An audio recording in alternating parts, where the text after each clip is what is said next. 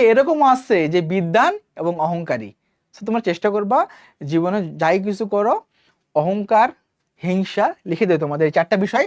সবসময় আল্লাহর কাছে দোয়া করবা যে আল্লাহ আমাকে এই 4টা থেকে মুক্ত রাখো। অহংকার, হিংসা,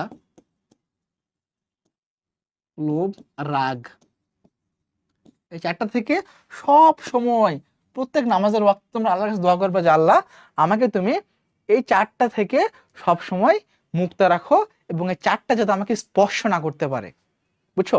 এই 4টা যার আছে তার হয় আখিরাত বরবাদ হবে, নয় পরকাল দুনিয়া বরবাদ হবে। তো তুমি চেষ্টা করবা অহংকার না, তোমার যতই টাকা হোক, তুমি যতই ধনী হোক, অহংকার করতে পারবে না। হিংসা, আমরা যদি দেখি না যে ইস ওর এত কিছু আছে, হিংসা কি করে তোমার আমলকে পুরো ছাই করে দেয়। লোভ, লোভে পাপে মৃত্যু। এবং রাগ, রাগ হলে আল্লাহ তাআলা অনেক অসন্তুষ্ট হয়। এবং নবী সাল্লাল্লাহু আলাইহি ওয়াসাল্লাম কিন্তু কখনোই রাগ করতেন না।